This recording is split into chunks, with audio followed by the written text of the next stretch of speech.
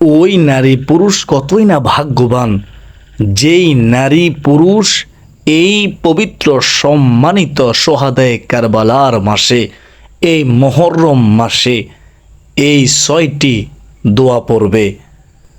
এই 6টি দোয়ার আমল অত্যন্ত দামি আমল। আপনি যখন এই মুহররম মাসে এই 6টি দোয়া পড়বেন, আপনি তারপর আল্লাহ তাআলার কাছে যা চাইবেন, মহান আল্লাহ আপনার সকল চাওয়া পূরণ করবেন। আল্লাহ আপনার দুঃখ, কষ্ট, পেরেশানি, হতাশা, দুশ্চিন্তা দূর করে দিবেন, অভাব দূর করে দিবেন, হায়াতে বরকত দিবেন, রিজিকে বরকত দিবেন।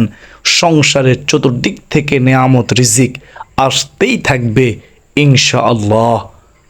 তো আপনারা যদি জানতে চান কোন 6টি দোয়া পড়বেন এই পবিত্র সম্মানিত মুহররম মাসে, সোহাদায়ে কারবালার মাসে, তাহলে মনোযোগ দিয়ে শেষ পর্যন্ত শুনতে হবে। আল্লাহ তাআলা আপনাদেরকে মনোযোগ দিয়ে শেষ পর্যন্ত শোনার তৌফিক দান করুন। তো চলুন আমরা 6টি দোয়া কখন কিভাবে এই মুহররম মাসে আদায় করব, শুনেন মনোযোগ দিয়ে। প্রথমেই আমি বলি, আপনারা এই মুহররম মাসে নফল রোজা রাখার চেষ্টা করবেন। প্রতি সপ্তাহে সোমবার, বৃহস্পতিবার যদি সম্ভব হয় এই নফল রোজাগুলো রাখবেন। মুহররম মাসের 13, 14, 15 তারিখ যদি সম্ভব হয় আইয়ামে বীজের এই 3টি রোজা রাখবেন। এই 3টি রোজা রাখলে 1 বছর নফল রোজা রাখার সওয়াব আল্লাহ আমলনামায় দান করবেন। সুবহানাল্লাহ। আর এই মুহররম মাসের দামি একটি রোজা হচ্ছে আশুরার রোজা। আশুরার রোজা 2টি রাখতে হবে, 9 মুহররম, 10 মুহররম, অথবা 10 মুহররম, 11 মুহররম। মূল কথা হলো আশুরার রোজা একটি নয়, 2টি। নবীজি একটি রাখতে নিষেধ করেছেন, 2টি রাখতে বলেছেন, কারণ ইহুদিরাও 10 মুহররমে রোজা রাখে। তাদের সাদৃশ্য মুসলমান কখনো গ্রহণ করতে পারে না। তো আমরা যদি আশুরার রোজা রাখি, আমাদের বিগত 1 বছরের গুনাহ আল্লাহ তাআলা ক্ষমা করে দিবেন। সুবহানাল্লাহ। আল্লাহ খুশি হবে। রোজা রেখে যা দোয়া করবেন তাই আল্লাহ তাআলা কবুল করবেন, এমনটা হাদিসের মধ্যে রয়েছে। তো আপনি আমি এই মুহররম মাসে যে 6টি দোয়া পড়ব, এই 6টি দোয়ার মধ্যে 1 নম্বর যে দোয়ার কথা বলবো সেই দোয়াটি হচ্ছে ইয়া আরহামার রাহিমিন, ইয়া আরহামার রাহিমিন। এই দোয়াটি পড়বেন। কিতাবের মধ্যে আছে এই দোয়া পড়লে আল্লাহ খুশি হয়। এই দোয়ার মাধ্যমে আল্লাহ তাআলার কাছে সাহায্য চাইলে আল্লাহ তাআলা সাহায্য করেন। বিপদ থেকে মুক্তি কামনা করলে বিপদ থেকে মুক্তি দেন। এটা এমন দামি দোয়া, ইয়া আরহামার রাহিমিন, ইয়া আরহামার রাহিমিন। প্রিয় দিনী ভাই বোনেরা, কতবার পড়বেন?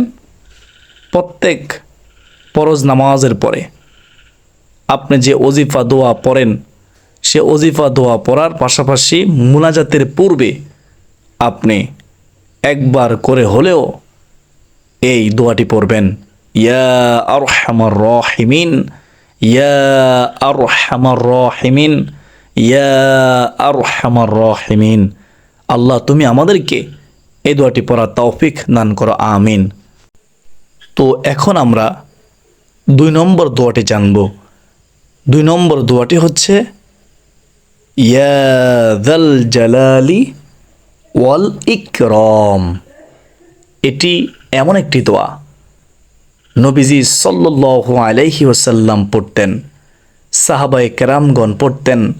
নবীজি সাল্লাল্লাহু আলাইহি ওয়াসাল্লাম হাদিসের মাধ্যমে আমাদেরকে পড়ার জন্য উৎসাহিত করেছেন। এটি ইসমে আজম। আমরা সবাই জানি ইসমে আজমের আমল এত দামি আমল যে ইসমে আজম পরে আল্লাহ তাআলার কাছে যা চাওয়া হবে আল্লাহ সকল চাওয়া পূরণ করবেন। ইয়া যাল জালালি ওয়াল ইকরাম, হে মহিমাময়, হে সম্মানিত আল্লাহ, সুবহানাল্লাহ। ইয়া যাল জালালি ওয়াল ইকরাম, ইয়া যাল জালালি ওয়াল ইকরাম, ইয়া যাল জালালি ওয়াল ইকরাম। আপনারা 2 নম্বরে দোয়াটি একবার পড়বেন মুনাজাতের পূর্বে, প্রত্যেক ফরজ নামাজের মুনাজাতের পূর্বে। তো এখন আমরা জানব 3 নম্বর দোয়া।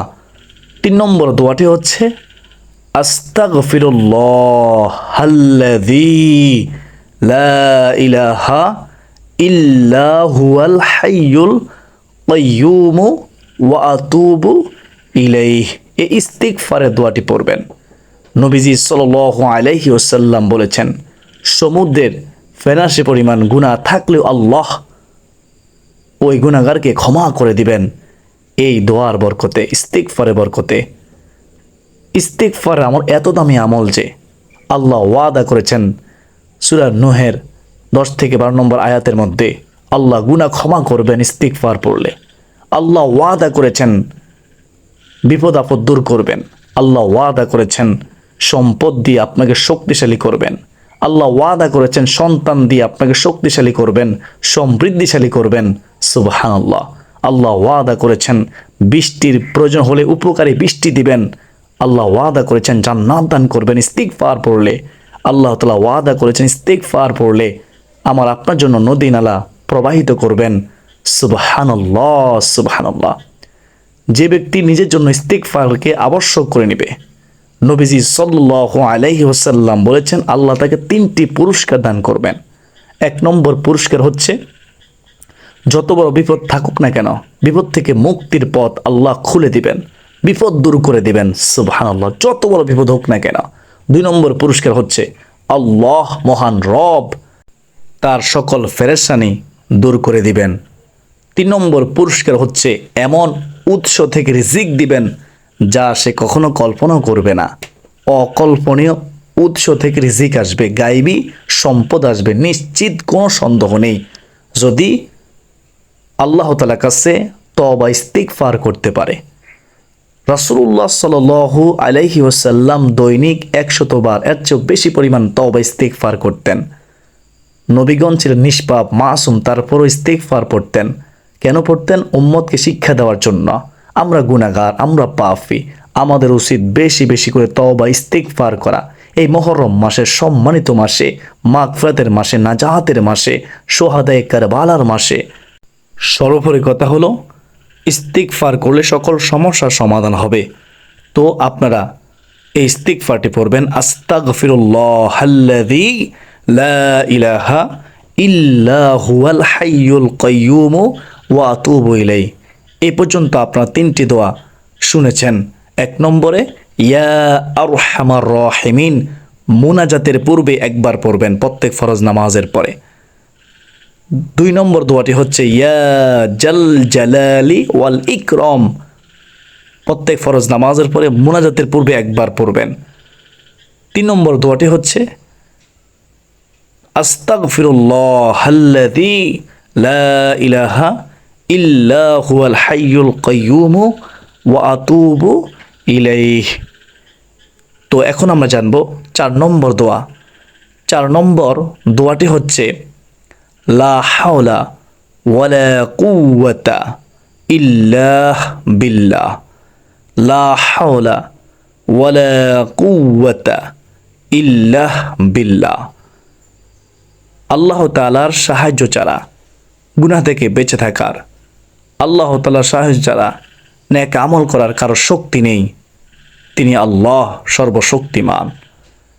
এই লা হাওলা ওয়ালা কুওয়াতা ইল্লা বিল্লাহ এই দোয়াটিকে নবীজি সাল্লাল্লাহু আলাইহি ওয়াসাল্লাম জান্নাতের ধনভাণ্ডার বলেছেন।